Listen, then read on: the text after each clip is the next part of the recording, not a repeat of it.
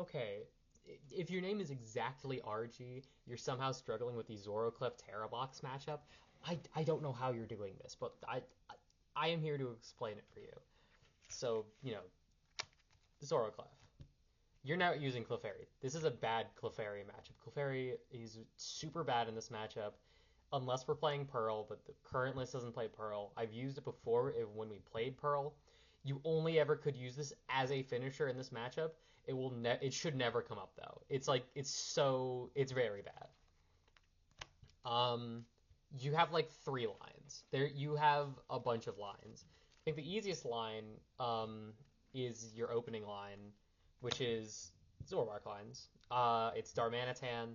You go if you're forced to go first but can get a good setup, or if they whiff an attack going second, you can go double PP up to a Zoroark or just get two energies on it, Darmanitan, and it's better if you have Gust, but if you don't, you just go 90-90, knockout, and a lot of this deck is target the Hoot Hoots. When you're doing a lot of Zoroark stuff, you want to be targeting the Hoot Hoots, which also is going to force them into Noctowls early, which makes for a lot of uncomfortable positions for them, where they feel like they have to use their Noctowls in super unoptimal spots, and it's going to force some good play patterns for you. Going 90-90 into any of the normal attackers also, of course, sets up for Reshiram to come down. Reshiram also just super good with the Zoroark, being able to go 90-90, and then they can try to respond. Also important, if you go 90-90, hold on, let me pull out the card. Teal Mask, beautiful stamp Teal Mask. Teal Mask cannot Myriad Leaf Shower 3 to knock out a Zoroark if it has discarded all the energies. So it's super safe to go for that. They don't really have anything. If they go Pika Response, then they've used so many resources to do that, and then you could just go Gust Knockout. It works super well. Um, because we don't play Budu and we don't play Munkidori, we kind of don't have a great out for Pika that isn't just hit it twice. So you really have to Iono them and then 90-90 knock out a Hoot Hoot if you want to respond to a Pikachu, but normally it's just getting around it. Um, that's the other thing about this matchup. This is the most important card. Every copy of this card is so important. You have to prioritize using Iono over any other supporter. Like obviously Arvin is set up, but this is what makes this matchup so good. Your other stuff. So if they can go faster than you, and they will sometimes, and they will. Um, you can also go a little worse, Terrapagos. 2 energy on Terrapagos with a wide bench is going to be knocking out most of their guys. 3, I think, is the threshold to knock out everything besides another Terrapagos. Of course, they can just respond on their own, but also Area Zero is always in play in this matchup unless they don't play it, or unless they don't play into yours. But we're so fine letting them have it because we will always be sniping their guys. But yeah, Terrapagos does work super well to either clean up gummy board states, maybe after your Luxray is down, being able to power this up and just go, all right, punch a Teal Mask, punch a Clefairy, punch anything. Pagos works so well in this matchup. It is definitely one of the better Pagos matchups. And then, of course, I think why we play the Luxray is this matchup. This kills everything that's not named Terrapagos. This is the killer for this matchup. So here is like a board state that will happen. You go trolley to pick up like these three, second Darumaka. Like this is assuming like you can pull out a full board. You can have a board that looks something like this.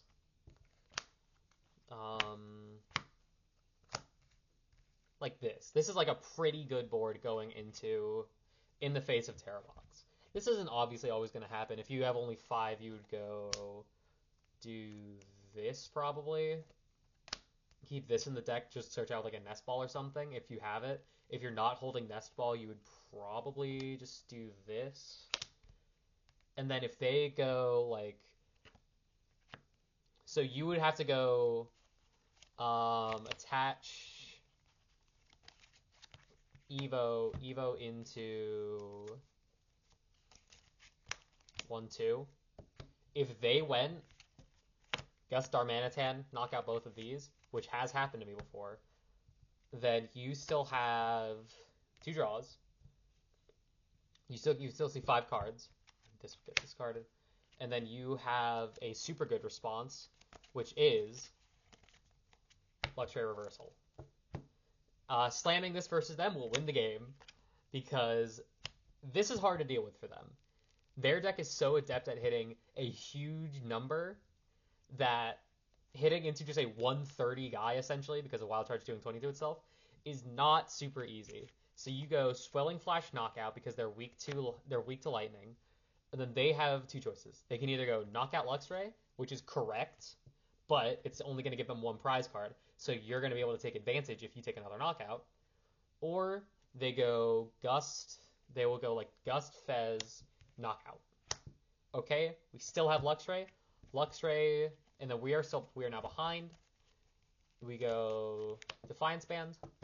Defiance Band will kill anything in the deck that is not named Terrapagos. We still have the Zoroark drawn alive.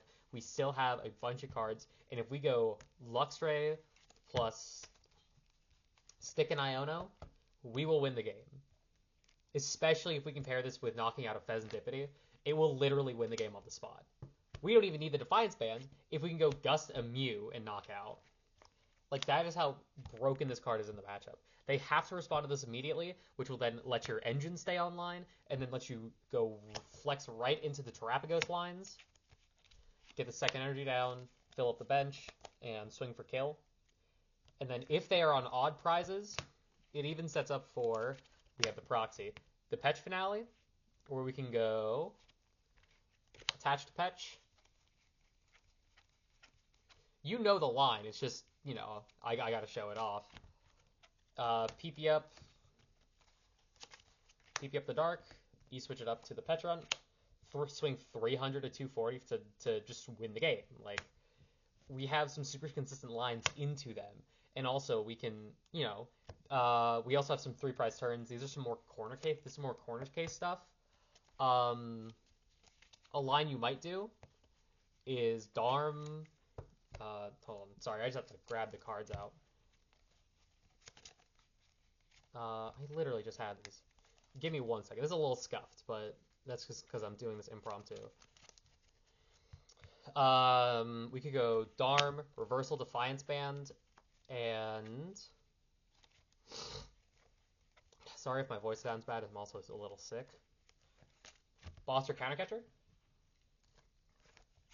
Boss up the Teal Mask, then go Flame Body Cannon, knock out Teal Mask, knock out either Fan Rotom or Hoot Hoot.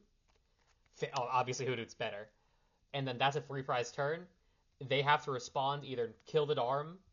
If they kill the Darm, you're gonna have to get another one up. Obviously a lot easier said than done. Try your best.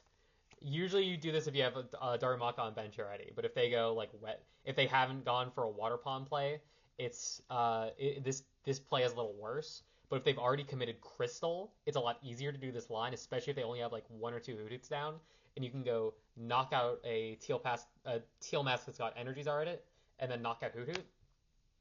So this works super well. What also works super well is the same play, but with a Zoroark. Because in the matchup we can go, if they bench Mew, which if they bench Mew, you will win the game. I swear to God.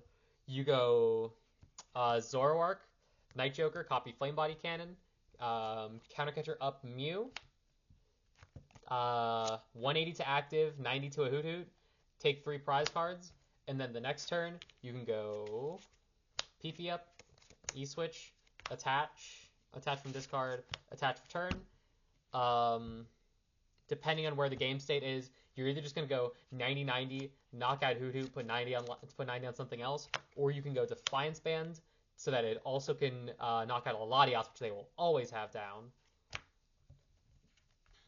that is the other line that's super good. There's so much. This matchup is super robust and very difficult. The reason I'm so good at it, I've played it a billion times. I've played this matchup so many times, and I have not lost it any at all recently. Every game where you get set up, you should reasonably be beating them. Every card in the deck just flows super well into itself. Okay, I'm just getting into a primer, but yeah, you have a lot of options in this matchup, and you are winning off the fact you're winning off of this. This is why you're gonna win, because if I have Zoroark, then they cannot stick an Iono versus me. Let's flip these around. So they go Iono, I go down, but I'm gonna have like my board should look something like this. It's gonna be like